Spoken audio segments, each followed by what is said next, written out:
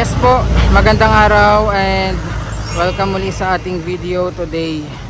Ayan, so ngayon lang ulit tayo mag-update ng Pasig River. So sasakay tayo ng ferry ngayong Friday morning, May 10, 2024. Pero bago yan, so ito yung ating Pasig River ngayon.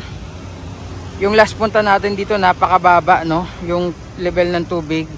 Pero ngayong umaga, high tide pala pag morning. So andito yung ating mga taga PRCMO. Ayan yung mga naglilinis, nagkukuha ng mga kalat sa ating Ilog Pasig.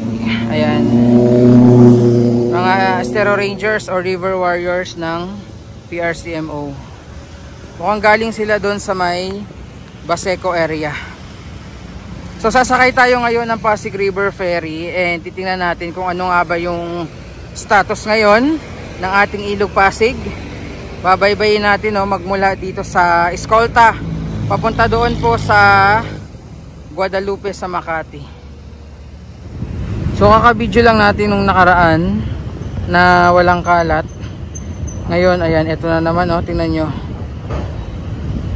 Dahil nga high tide, yung mga kalat na nanggagaling doon sa may Manila Bay area, na most likely baka doon sa may Baseco, ayan, naglulutangan. Pabalik na naman siya dito. Ang dami, oh.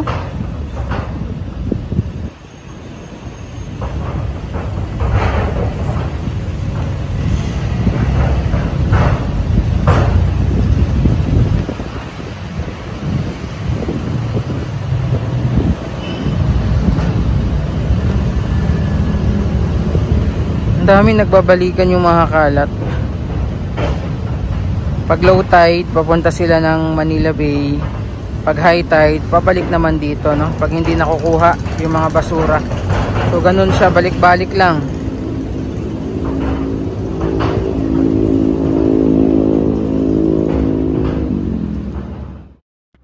Ito po, at binabaybay na natin yung kahabaan nga ng Ilog Pasig sakay dito sa Pasig River Ferry. So yung biyahe natin ay mula dun sa Escolta sa Maynila and papunta tayo dito po sa may Guadalupe sa Makati. And titingnan nga natin, kakamustahin natin yung ang lagay ng ating Ilog Pasig. Medyo matagal-tagal na rin yung huling sakay natin, parang December last year pa ata. And ngayong taon parang ito ata yung unang beses na sasakay ulit tayo ng Pasig River Ferry. So yun, medyo na-miss din natin yung ganitong vlog and update, kaya titingnan natin and kakamustahin yung status ngayon ng ating Ilog Pasig. And as you can see, may mga pailan-ilan nga tayong mga nakikitang kalat at basura dito po sa Ilog Pasig, pero hindi naman sing dami and sing kapal pa. Pero may mga pailan-ilan na rin. And kanina habang dumaan nga tayo doon sa Skyway Stage 3 sa may bandang intersection po ng San Juan River at Pasig River, doon medyo makapal yung volume ng basura na nakita natin. So napakaganda ng panahon natin today, mainit na mainit, at gaya nga ng na-mention ko sa ating previous upload doon po sa Pasig River Esplanade update na medyo may amoy yung singaw ng ating Ilog Pasig ngayon. And ganun pa rin po habang sakay tayo ngayon sa ating Pasig River Ferry, ay medyo may naamoy tayong hindi kaaya-aya, pero konti lang naman po, no, hindi naman matindi. So yun daw po ay dahil sa tag-init season. At normally naman ganun daw po ang nangyayari, no, nagkakaroon ng mabahong singaw yung ating Ilog Pasig pag ganitong tag-init. Ayan. So later on ipapakita natin yung mga makikita nga natin sa biyahe natin today, sa muling pagsakay natin dito sa Pasig River Ferry.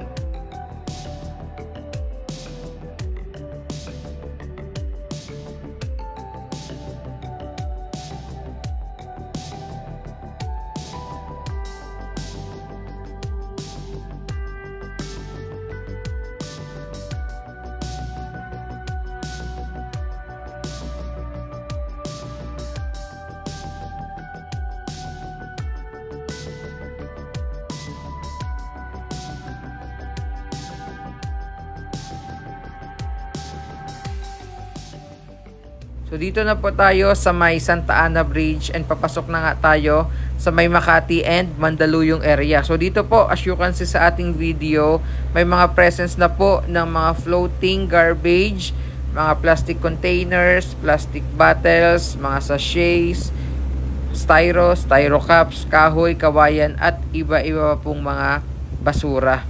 So hindi pa man singkapal, pero yun nga, medyo eyesore din, especially sa mga sumasakay ng ating Pasig River Ferry. Ayan.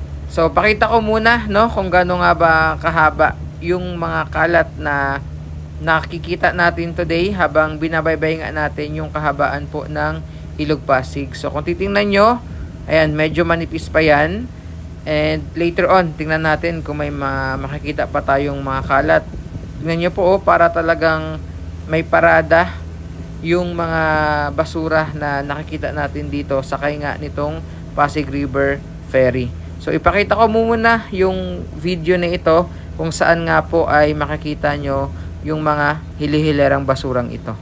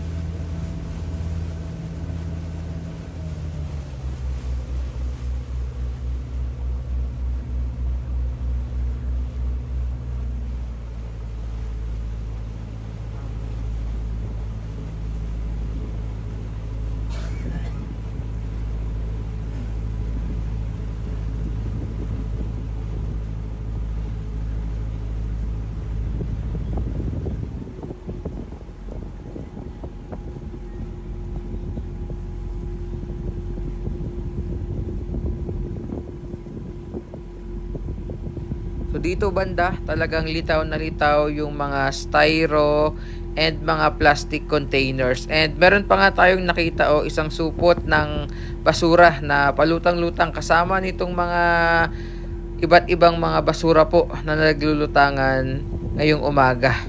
So yan, titingnan pa natin dahil medyo malayo-layo pa po yung bababaan natin. So titingnan pa natin kung meron pa tayong mga dadatnan at sasalubunging mga kalat at basura dito sa ating Ilog Pasig ngayong Friday morning po.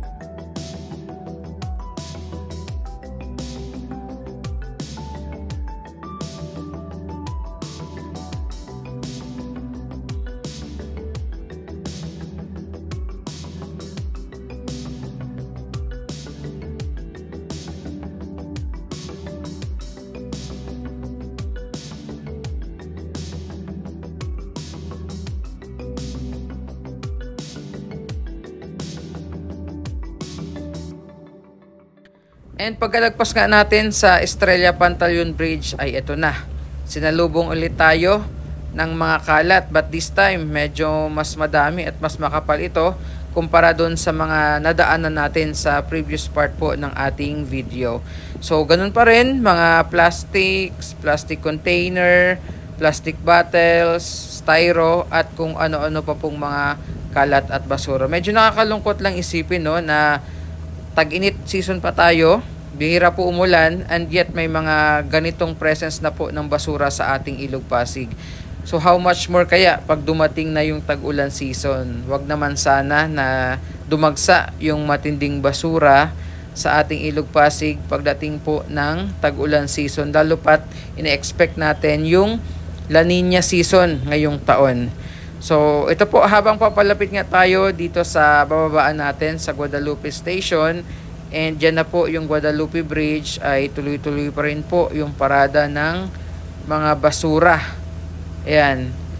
Although may mga nakikita tayong mga warriors na naglilinis po sa ating Ilog Pasig, no? Especially yung mga river warriors and river patrollers ng ating PRCMO, ay sana po iwasan din natin yung pagtatapon ng mga basura kung saan-saan, kasi talagang eyesore and kawawa din yung ating Ilog Pasig. So nakakalungkot, no, na ayan, nakikita na naman natin yung presence ng basura dito sa ating Ilog Pasig. Wala ngang presence po ng mga water hyacinth. Ito naman, mga kalat at basura naman. So hindi natin alam kung saan nga ba ito nanggaling, dahil ngayon lang po ulit tayo nakasakay ng Pasig River Ferry. So malapit na po tayong bumaba, and yet ayan pa rin, tuloy-tuloy pa rin po yung mga sumasalubong na basura sa atin.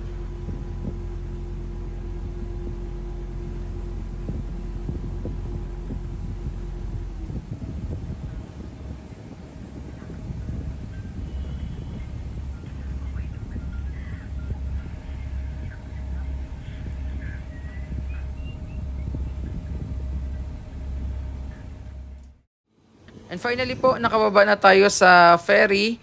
Naglalakad na tayo dito sa gilid ng Ilog Pasig, dito po sa may Guadalupe sa Makati. And yan yung mga sumalubong na mga basura kanina sa atin. As you can see, ayan, no, mahaba talaga yung flow ng basura habang binabaybay nga natin yung kahabaan ng Ilog Pasig. And maitim yung kulay ng tubig. So ganyan ata talaga kapag tag-init season, kung kaya medyo may amoy din talaga yung singaw ng Ilog Pasig natin ngayon. So napakainit po ng ating umaga, and yet may mga ganitong presence na ng basura tayo. So hopefully hindi naman tayo dagsain ng mga kalat at basura, no, pagdating ng tag-ulan season. And yan muna ang ating update today. Maraming salamat. God bless, and ingat po tayong lahat.